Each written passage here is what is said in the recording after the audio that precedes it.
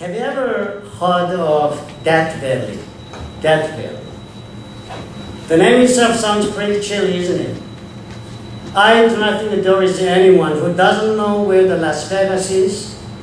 When you drive out to the Las Vegas on I-15 northbound, you will meet the sign saying Death Valley. The name is so grotesque, so I never had any kind of feeling that I should try the area. It is about 3,000 square miles sprawl of sand dunes. It's all sand all over. And the dry mountains along California's southeastern border. And it is the hottest and driest place in North America. Temperatures soar into the triple digits. Triple digits is over 100 all the time, from June through September. Annual rainfall average is 2.5 inches only. It's nothing. Most months there's none at all. It's dry and barren land over there. Though it's amazing, that nearly 1 million tourists visits there each year. Over 1 million. Among over 1 million, very few venture into the valley during the summertime because it's killing season. Very brutal in summer. There is a city called Pahrump in Nevada, a dusty town of 36,000 population, which is just 60 miles from the entrance to Death Valley National Park. Donna Cooper, who lives in the town, had driven through the valley many times. She was 62 years old, retiree in July 2010. On that day, she decided to explore a corner of the park she had never visited, Scottish Castle, a Spanish-style mansion built in 1920s. She went out with her daughter, Gina, 17, and the Donna's house guest from Hong Kong, Jenny Loong, 19, also joined her at that time. The trio arrived at the mansion around 1 p.m. that day and spent 2 hours touring the place.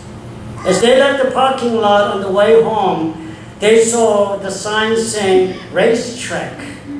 So Donna said, it's very interesting. I have always wanted to check that place out. And they liked her idea. And they went along with the idea into the Death Valley. Donna's daughter, Gina, was driving their Hyundai west on Route 267 and then turned south on a dirt road. The temperature outside was over 125 degrees. After about an hour, they reached an intersection, but the sign indicating to the way to the racetrack was not clear. So Gina made left. After 10 more miles, she realized she'd made the wrong turn. She tried to reverse the course, but usually it happens like that. They were soon climbing into the high country. Donna consulted the road atlas, but the map of Death Valley showed only the park's main roads. So Donna decided to count on GPS this time, which is going to be very bad news. Donna took the wheel and followed the machine's instruction. And machine instructed them drive 550 feet, then turn right on unnamed road. GPS command, turn left. Then drive 1 mile, turn right, turn left, recalculating, drive 5 miles, then make a U-turn. As we remember, there was gold rush in 19th century, right? Since 1849, when pioneers began using Death Valley route as a shortcut to California's gold fields, they've been losing their way in Death Valley, and it turned out fatal. Many people died in the Death Valley at that time. But the same way recently, growing numbers have been led astray by GPS devices whose databases for remote areas such as Death Valley may include maps that haven't been updated for decades. As Donna drove in loops and zigzags on unmarked roads, that route got narrower and rockier. They lost totally in the Death Valley, drove without any sense of direction for 1 full day. Eventually, they ran out of gas, without water, without food. While they were lost in the heart of the Death Valley, struggling to find out the way out without any success, They didn't know they spent for 2 days there. They found all the trailers luckily deserted on the side road there. They got matches from the kitchen of the trailer, and the loads she found stacked outside in the backyard. Gina lit a signal fire to ask help so that people find them out easily in the heart of the Death Valley. And they wrote, "Help, call police," in the dust coating of the car. 2 days. They had been lost and dead unless someone come to rescue them. Luckily, helicopter found them, following after the report filed by Donna's husband and another daughter named Sky while they were stranded in the desert. But how did this happen? Very simple mistake. Put their lives at stake. Gina made a wrong left turn at the intersection. And that little mistake was all the reason for this terrible life or death challenges to their lifetime. The same thing can happen in the spiritual life too. You know, the little mistake of taking on the side road can lead us into the lost world of religion. We all come to church with the expectation of experiencing God, right? Like Donna's and two other girls went into the Death Valley with the expectations of experiencing the new world of Death Valley. We come to church with kind of that expectation. But we eventually find out that our exploration turns out quite different from what we had expected. No excitement, no clear signs to wait out here and running out of our energy eventually. If your spiritual life is just like the Donna's Death Valley expectation, then it might be better for you to doubt about your road you have been taking in faith life. You may make wrong turns somewhere, or you may not have had proper guiding signs. For such a person who does not experience the excitement of being a Christian, who does not have any confidence in walking with God, needs to listen to what Jesus says today. What does he say? He says, "Love one another. By this, all men will know that you are my disciples." And prior to telling us this word, Jesus also said, "A new command I give you, love one another." He said, it's a new command. You better notice that he said that it is a new command he gave to them, I meant to his disciples. We know that. Jesus told the Pharisees long time ago, prior to this incident, he told the Pharisees and Sadducees that the greatest and the first law is what? To love God with all your heart and with all your soul and with all your mind. And the second is like, love your neighbor as yourself. He did already. He said it. Then why does he say now that this is a new command? Isn't it the same one? The reason that he said it was a new command to love one another is this love he mentioned was the love between the disciples and the love among them. Not the love to the world, not the love to the sinners. Why you wanted to say this is a new one? Because this love is the one that the world should be able to see and to confirm that the disciples of Jesus were in love with each other. It was a love to be confirmed by people's eyes. It was a love to be felt by the members of his disciples. It was the love which could be counted. It was not the love as metaphysical, but as physical, should be able to feel and touch. Should be able to see, should be able to materialize. You could touch it. You see, when two persons are in love, we know that. People around them would know naturally. We know automatically that they are in love. Why? Because we are able to see their loving action to each other. Their loving voices, and we feel their loving eyes. Like Jesus says, this is a new command. Let your love to be known by people so that they call you, aha, they're in love. The disciples of Jesus are in love. Here I got a question all of you. Do you believe in God? I think so. Do you believe in Jesus as your Lord? Then I believe too.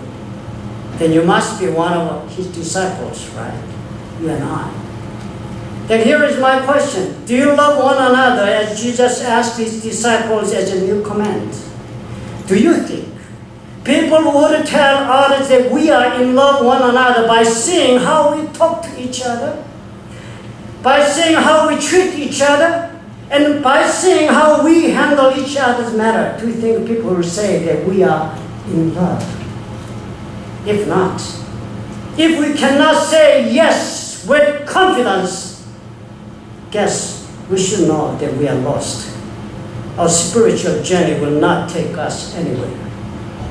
When you feel like this seems no excitement to being a Christian, when you feel no meanings in attending worship service any longer, when you know that you have lost all the zeals in learning of God, it is the time to check again whether you on the road to Christianity is on the right track at this moment. When Jesus asked his disciples to love one another, they would have perceived that it was not a simple matter, because they differ from each other tremendously. In the way of talking, they would differ. In the way of behaving, and in the way of doing their assignments, they had different opinions. They would differ from each other. They might think that it is almost impossible to love one another as he is commanding us. And they said to themselves, we so much differ from each other. How can it happen? How can I love Judah the Gilead that Peter would have thought of it?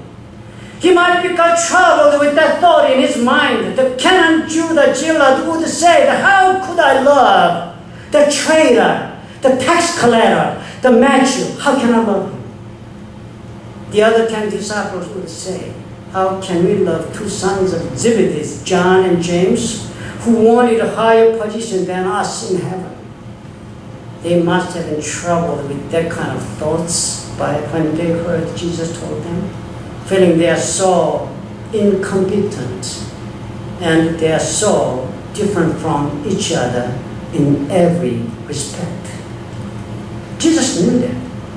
But Jesus asked them, even though he knew that, even though that troubles them, Jesus thought he should ask them.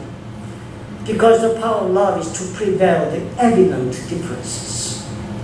As we know the history, as we learn from the book of Acts, they loved each other eventually, right? Overcoming their differences. People saw the disciples, that they were one in doing the ministry with all one heart united. People saw the disciples that they were united against the challenges from the outside too. They achieved the life of loving one another by overcoming their evident differences. Then there remains still one question in our hearts. How did they do this difficult job then? We find clues from what Peter said. In 1 Peter 3:15, Peter wrote down this. But in your heart set apart Christ as Lord. Always be prepared to give an answer to everyone who asks you to give the reason for the hope that you have. And he wrote this. But do this with gentleness and respect. Here what the Bible says is that we should respond with gentleness and respect to the person who wants to know the truth, to the people whom Jesus asked us to love. Two things Peter picks up. One is what? Gentleness. And the other is respect. The gentleness is, as you know, is the matter of our character. It comes from our hearts. Gentleness. It's a matter of character. And the respect is a matter of your attitude, how you deal with other people. Peter says, the way toward the impossible love can be done by showing your gentleness from all of your heart towards other people. They must have been treated other disciples that way, with gentle hearts. That's how they achieved it, I guess. With gentle word and gentle gestures, though they have split opinion on their ministry. Here we draw our very valuable lesson. Are we talking to the other fellow Christians then gently now? Are you talking gently to other people? Are you treating them gently, though they are not like you? If you want to say that you obey the teaching saying, love one another, you better be gentle toward a person you are not able to agree with. Whether the one is lovable or not, whether agreeable or not, whether he is like me or not, whether you think the other Christian's behavior deserves to be loved by you or not, are you treating them gently? No harsh words about other person, no gossips on any things you do not know exactly, no judgmental expressions, no criticism. Are you taking other church members as your fellow brothers and sisters as Jesus asked you? From the bottom of your heart, regardless how they look and live differently from you? As an evidence, are you dealing with them gently? This gentleness is the key toward the status of the union. When we love someone, we become one automatically. We become then united because we love. That is a sign that the world will see. And then they will say that, oh, they love by seeing them to be united, even though they have different opinions. Without gentleness, therefore, we cannot harbor oneness. We cannot be united without gentleness. If we cannot form the unity, the world will never say that we love each other. Your gentle word will calm the other's anger. Your gentle gestures will be the healing balm to the hurting people. Your gentle smile and gentle voice will pacify the troubled hearts. Remember that. If you love one, please do not forget. You should maintain your gentleness with patience all the way through the end. Second, Peter wrote, respect. When we have different opinion or different understanding on certain subjects, it is very difficult to maintain our respect to the others who are stubbornly insisting his own way to go. But let's be reminded, under any circumstances, if you lose or give up paying respect to the others, there cannot be loving relationships to be held any longer. We're easily misconcepted that we can love someone even though we do not pay respect to him. But it's bogus. It doesn't happen. Think of what Paul said too. He said, love is not good, he said. Without paying respect to others, our love will not be materialized. Nobody will think that we will love him if we don't respect. I mean, nobody would know that we love the others when we do not respect others. We may have hundreds of excuses saying that we cannot trust the others. That is why we cannot pay respect. But it can be mere excuse for excuses. The reason that we say we don't have to respect to a certain person is because we cannot put our trust in him, what they say and what they behave. We say, I cannot respect him because I cannot trust him. There can be no excuse though. If we want to love, Jesus says, but to respect under any circumstances. Love always prevails flaws. Love always wins lies. Love always overworking cheating and betrayals. That's why Jesus asked them. Try to trust people in the beginning. Do not reserve the doubt in your heart at first time. Give your trust and your pay respect if you want to follow the word of Jesus. If we have that kind of idea. Many of us know the power. We all know the word. We all know God and his love. But many of us not trust people though. Therefore, we do not pay any respect to other people. Therefore, as a result, we are not experiencing his power in our daily life. The one person named Lemon Snicket. I do not know this person, but I read this person's article, and he wrote down this way. People aren't either wicked or noble. They are like chef sellers with good things and bad things chopped and mixed together in a vinaigrette of confusion and conflict. What does he say? He says, there are no one who totally bad. There are no one who totally sinners and no one who totally wrong. People are made of good and bad mixed together in his heart, having confusion and conflict in their hearts and struggling to carry on their daily lives with making right decisions. So let's not say we cannot pay respect to the others because he doesn't deserve it, because he's not consistent. Don't say that. To establish the loving relationships, the respect to others are the must. Therefore, let's try to trust people. Let's not make any excuse. Let's try to trust people. Whatever they say, let's not judging them in advance with our prejudice. Let's give a trust. Maya Angelou says, when someone shows you who they are, believe them the first time. Start the relationship with the trust. Believe him. Don't doubt about it. You see? We believe people to respect them. We respect people to love them. Because that is the only way. That's the only way to deliver our loving hearts to other people. The world has so many hurts. The world has so many lost in the midst of sins. What the world needs is love, not judgment.